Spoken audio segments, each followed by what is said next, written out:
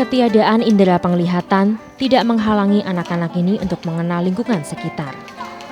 Kegiatan menjelajah sekitar kompleks perumahan rutin dilaksanakan. Berbekal sebuah tongkat, tanpa mengenal takut, anak-anak keluar berjalan-jalan. Siswa yang sudah besar wajib membimbing adik-adiknya yang masih kecil. Kegiatan ini selain menyenangkan, juga melatih rasa percaya diri dan kemandirian siswa. Ritson Manyonyo atau akrab disapa Sony. Kondisinya tak jauh beda dengan anak-anak asuhnya.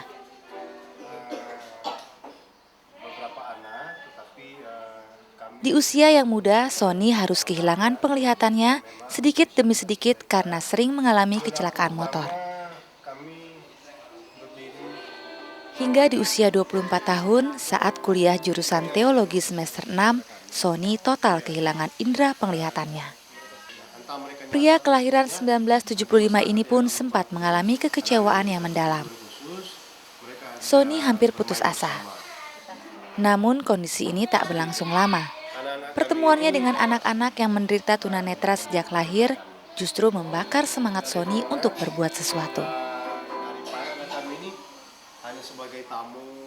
Saya menyadari bahwa, ternyata saya ini masih jauh lebih baik dari mereka. Kenapa? Karena saya 24 tahun diberi kesempatan untuk melihat dunia. Betapa banyak yang saya bisa perhatikan dari segala hal. Artinya, apa yang ada dalam dunia ini sudah pernah terekam dalam otak saya. Nah, oleh karena itu saya punya beban yang begitu luar biasa besarnya untuk menjadi mata bagi anak-anak yang sama sekali sejak lahir itu nggak bisa melihat. Biar kalian ngerti, coba saya kasih contoh dulu. Saya kasih contoh dulu ya. Berawal di rumah kontrakan kecil miliknya, Sony merekrut anak-anak tunanetra yang tidak mendapat penghidupan layak. Mulai dari 1-2 anak, ia tampung di rumahnya. Bersama teman-teman seperjuangan, akhirnya pada Oktober 2006, Sony mendirikan Yayasan El Safan. Sony mengontrak rumah yang lebih besar. Kini 17 anak tunanetra diasuh di Yayasan El Safan. Setiap hari mereka belajar layaknya anak-anak normal. Segala macam pelajaran sekolah diajarkan di sini. Tidak seperti sekolah pada umumnya, sebagian besar anak-anak ini menetap di yayasan. Mereka belajar dan melakukan pekerjaan rumah tangga. Mereka tinggal di asrama itu sebenarnya penting bagi mereka karena pembinaan sejak dini di asrama itu akan membangun kemandirian mereka. Berbeda kalau mereka tinggal di rumah, at least dari keluarga kaya atau keluarga yang tidak mampu. Tetapi kalau ketika anak ini berada di rumah, selalu yang kami dapatkan anak ini menjadi raja. Kalau mereka di asrama atau di panti, dengan sistem yang baik, anak-anak ini akan dilatih sedemikian rupa. Jadi pengasuh, guru, tidak menjadi pelayan buat mereka, tetapi menjadi pendamping. Sehingga anak-anak ini akan kita eksplor kemampuan mereka, terutama kemampuan activity daily living-nya, sehingga mereka akan coba dulu.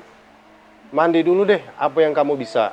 Ngguyur apa setengah badan, nyabun apa cuma dada, nggak apa-apa. Yang penting dia sudah mencoba. Dan nanti kami yang sempurnakan. Fasilitas komputer sebagai penunjang pendidikan juga tersedia di Yayasan El Safan. Sony membuka kesempatan bagi siapa saja yang ingin mempelajari komputer. Bagaimana caranya kalian? Pria asal Poso, Sulawesi Tengah ini tak pernah lelah untuk memberikan perhatian dan ilmu untuk anak-anak asuhnya. Salah, kontrol J itu Jos, kontrol diganti.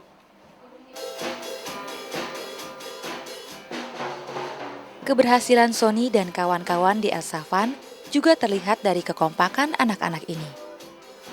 Meski berbeda suku dan latar belakang, mereka mampu hidup berdampingan di rumah ini.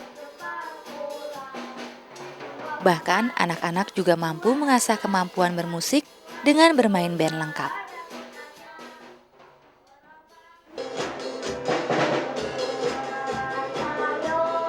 Anak-anak berkebutuhan khusus ini tetaplah anak manusia yang mempunyai hak untuk mendapat kehidupan layak, kasih sayang, pendidikan, dan bermain. itulah yang coba diwujudkan oleh Sony. Meski sebagian besar orang tua anak-anak ini tak mampu membayar kerja kerasnya dengan pantas. Ya, Sony tak pernah membebani orang tua untuk membayar iuran wajib. Bagi mereka yang tidak mampu, dibebaskan dari biaya. Sony dengan tulus mencintai anak-anak asuhnya. Harapan Sony hanya satu, bagaimana membuat anak-anak ini mampu mandiri dan berguna bagi banyak orang.